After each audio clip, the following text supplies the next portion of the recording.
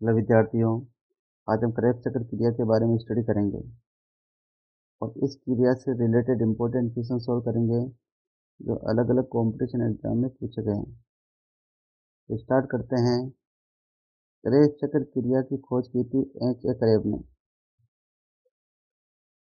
और इस वैज्ञानिक के नाम के आधार पर इस क्रिया को बोला गया क्रेब्स चक्र। यह क्रिया ऑक्सीशोषण में पाई जाती है और माइटोकॉन्ड्रिया की मैट्रिक्स मतलब आधात्री में संपन्न होती है।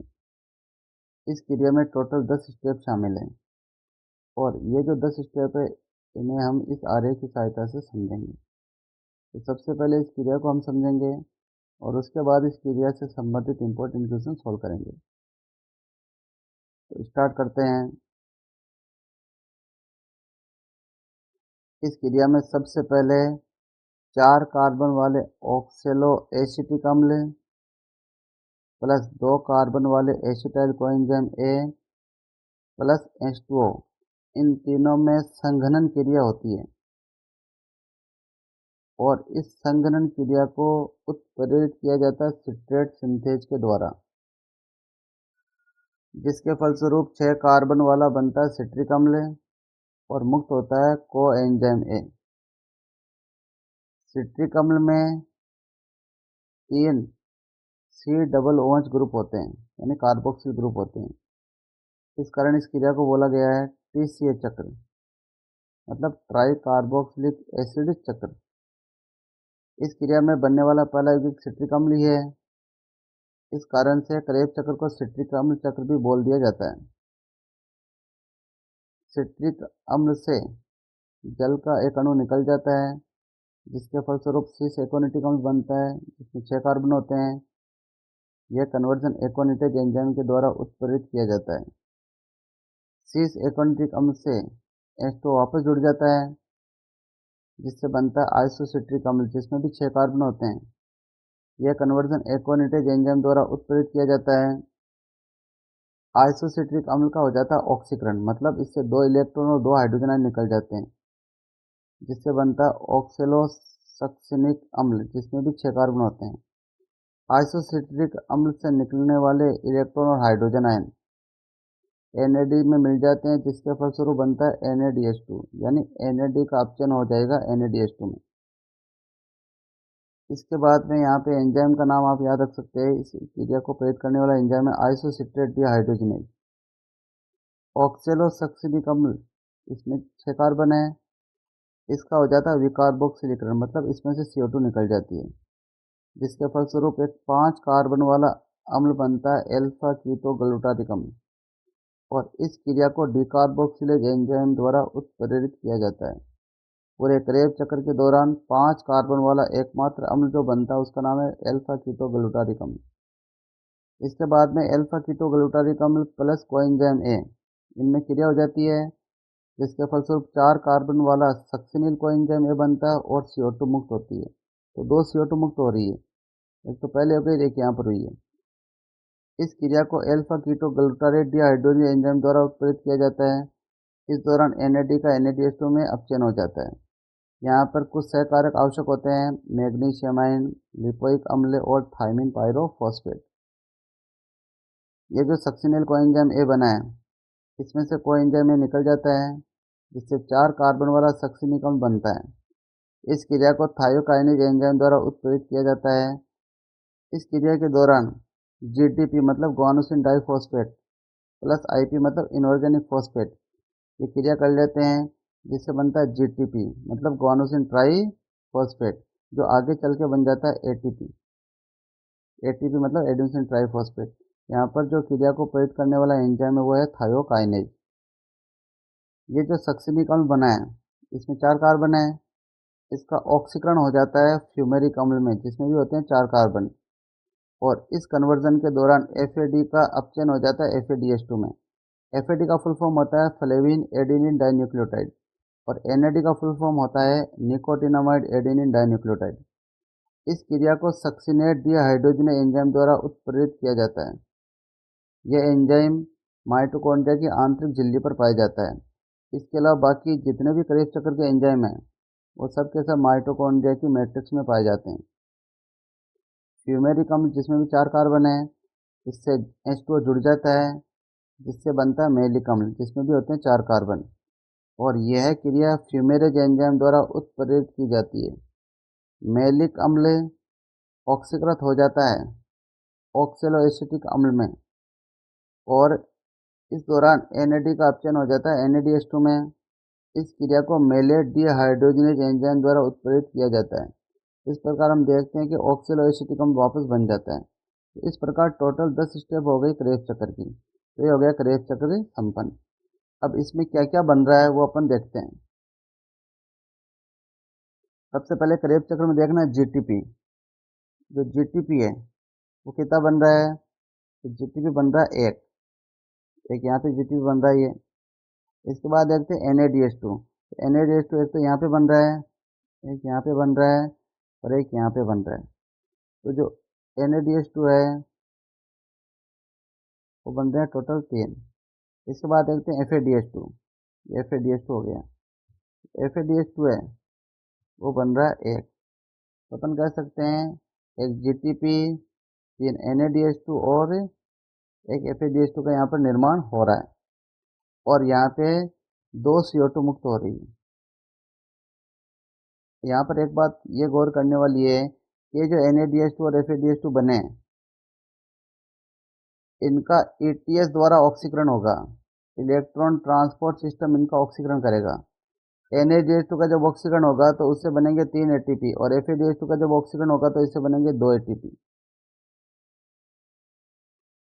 इस प्रकार हम देखते हैं क्रेब्स चक्र में एक बन रहा है GTP और 3 बन रहे NADH2 और एक बन रहा है FADH2 और 2 CO2 मुक्त हो रहे हैं।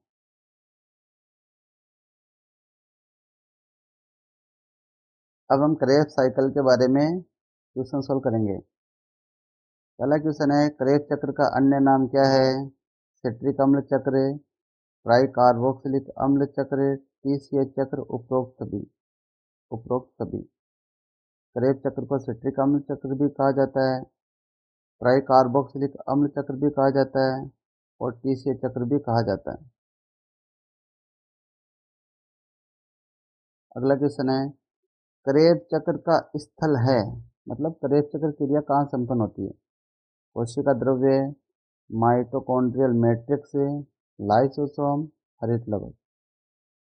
ऑप्शन बी सही होगा, माइटोकॉन्ड्रियल मैट्रिक्स। क्रेब्स चक्र क्रिया माइटोकॉन्ड्रिया की मैट्रिक्स में संपन्न होती है। अगला क्वेश्चन है ग्लाइकोलाइसिस तथा क्रेब्स चक्र के बीच की कड़ी क्या है? मैलिक अम्ल, ATP, NADH2, एसिटाइल कोएंजाइम ए। तो इस क्वेश्चन को सोल्व करने से पहले हमें योजक क्रिया मतलब लिंक रिएक्शन के बारे में जानकारी होनी चाहिए। ग्लाइकोलाइसिस क्रिया से पायरुविक अम्ल का निर्माण होता है। यह पायरुविक अम्ल बनता है कोशिका द्रव्य में, जहाँ से चला जाता है माइटोकॉन्ड्रिया में, और माइटोकॉन्ड्रिया में इसकी क्रिया होती है कोएंजाइम ए से, और इस क्रिया से बनता है एसिटाइल कोएंजाइम ए, और मुक्त होती है CO2। और इस क्रिया के दौरान NAD का NADH2 में हो जाता है अपचयन। ये जो एसिटाइल कोएंजाइम ए बना है ये प्रवेश करता है क्रेब्स चक्र में, मतलब TCH चक्र में, और ये बनता है ग्लाइकोलाइसिस क्रिया से। ग्लाइकोलाइसिस, तो ग्लाइकोलाइसिस और क्रेब्स चक्र यानी TCH चक्र को जोड़ने वाली क्रिया ये हो गई, तो इसको बोलते हैं योजक क्रिया। इस क्रिया को पायरुवेट डिहाइड्रोजनेज कॉम्प्लेक्स द्वारा प्रेरित किया जाता है। तो अब हम इस क्वेश्चन को सोल्व करते हैं।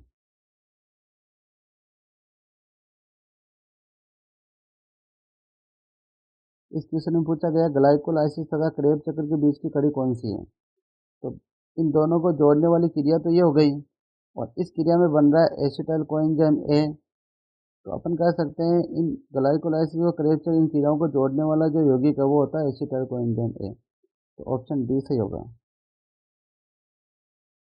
अगला क्वेश्चन है क्रेब्स चक्र का अंतिम उत्पाद कौन सा है?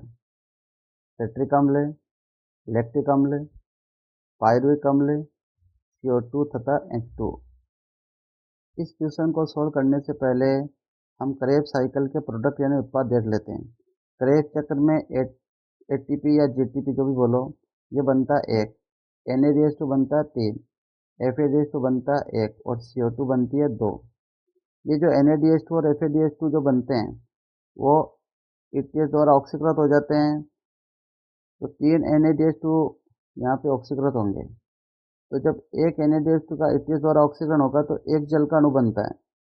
तो 3 ऑक्सीकृत होंगे तो 3 बनेंगे H2O और एक FADH2 का जब ETS द्वारा ऑक्सीकरण होता है तब बनता है एक H2O। तो कुल मिला के आप देख सकते हो यहाँ पे ETS द्वारा NADH2 और FADH2 का ऑक्सीकरण करवा के H2O का निर्माण हो रहा है। तो यहाँ पे टोटल 4 H2O बन रहे हैं, 3 NADH2 के कारण, एक FADH2 के कारण। तो क्रेब चक्र में ये जो H2O जल जो है वो डायरेक्ट नहीं बन रहे हैं, बल्कि NADH2 और FADH2 जो बने वो ETS द्वारा उनका ऑक्सीकरण हुआ, जिसके फलस्वरूप ये जो क्या बन गए, 4 H2O बन गए। तो अब ऑप्शन के हिसाब से आंसर देंगे सिट्रिक अम्ल। ये तो पहला उत्पाद है तो ये तो नहीं जाएगा। लैक्टिक अम्ल यहाँ पर बनता ही नहीं है, पायरिक अम्ल का भी कोई रोल नहीं है। तो CO2 यहाँ पे बन रही है और H2O बन रहे हैं, डायरेक्ट नहीं बन रहे लेकिन इनडायरेक्ट बन रहे हैं। तो ऑप्शन डी सही जाएगा, CO2 प्लस H2O। अगला क्वेश्चन, प्रति क्रेब चक्र कितने NADH2, FADH2 तथा GTP का निर्माण होता है? तो प्रति मतलब एक क्रेब चक्र में कितने NADH2 बनते हैं? तो आपको पता है ये 3 बनते हैं। FADH2 कितना बनता है? 1 और GTP कितना बनता है? 1। तो पहला ऑप्शन ये दिया है, 3 NADH2, 1 FADH2 और 1 GTP। ऑप्शन ए सही होगा। अगला क्वेश्चन, क्रेब चक्र के बारे में कौन सा कथन गलत है? इसमें 3 बिंदुओं पर NAD का NADH2 में अपचयन होता है, सही है। इसमें एक बिंदु पर FAD का FADH2 में अपचयन होता है, सही है। इसमें सक्सिनिल कोएंजाइम ए से सक्सिनिक एसिड में परिवर्तन के दौरान एक GTP का संश्लेषण होता है, ये भी सही है। यह चक्र एसिटाइल कोएंजाइम ए का पायरुविक एसिड के साथ संघनन से प्रारंभ होता है तथा सिट्रिक एसिड उत्पन्न करता है, यह गलत है। यहाँ पर जो संघनन क्रिया होगी वो यहाँ पर ये इस प्रकार से, acetyl coenzyme A plus oxaloacetic अम्ल प्लस H2O, यहाँ पे संघनन हो रहा है इनमें, जिससे बनता है सिट्रिक एसिड और कोएंजाइम ए। यहाँ पर जो एंजाइम काम में आएगा उसका नाम है सिट्रेट सिंथेज। तो संघनन तो यहाँ पर इस प्रकार से होगा और यहाँ पे दिया एसिटाइल कोएंजाइम और पायरुविक अम्ल का संघनन, जो कि गलत है।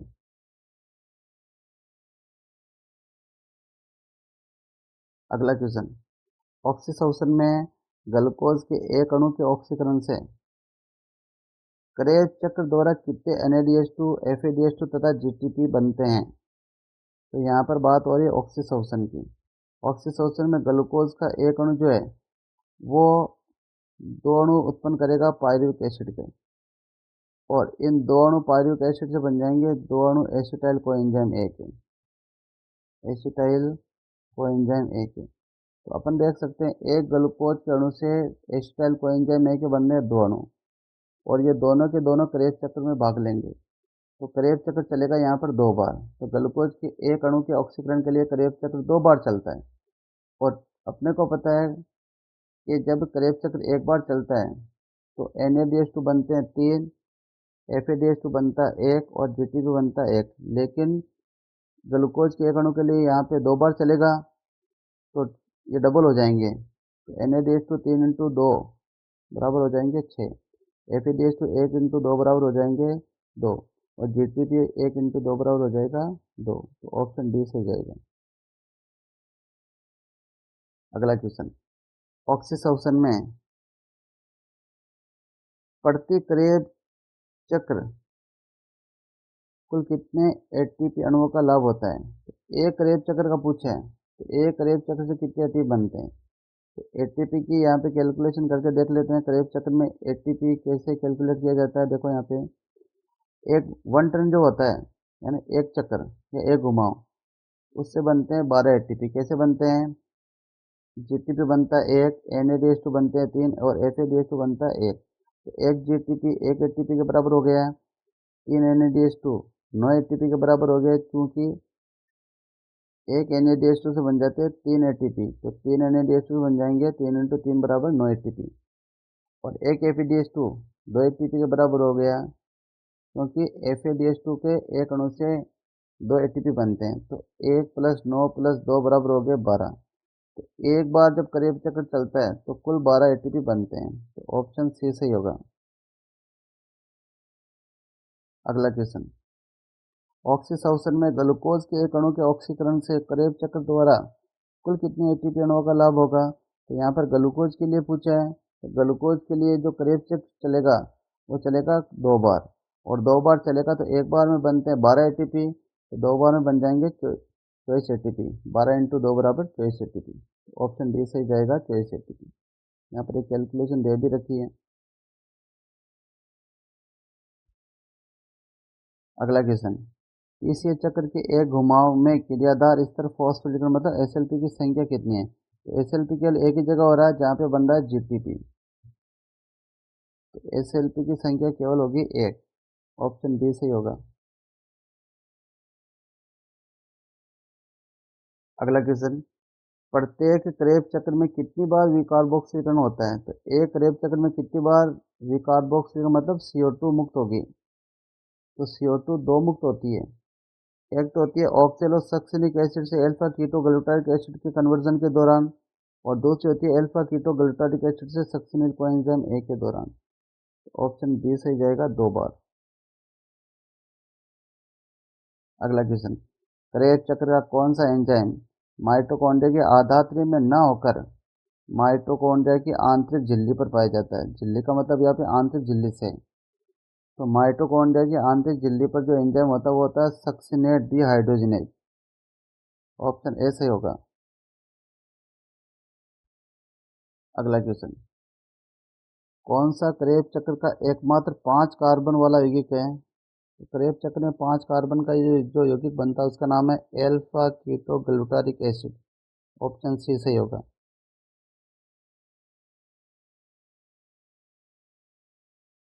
अगला क्वेश्चन, करेब चक्र के उस चरण की पहचान कीजिए जिसमें क्रियाधार का ऑक्सीकरण नहीं होता है। यहाँ पर नहीं पूछा, तो क्रियाधार का ऑक्सीकरण नहीं होता है। तो जहाँ पर NADH2 और FADH2 बन रहे हैं वहाँ पर तो ऑक्सीकरण होता है, और जहाँ पर ये नहीं बन रहे हैं वहाँ पर ऑक्सीकरण नहीं होता है।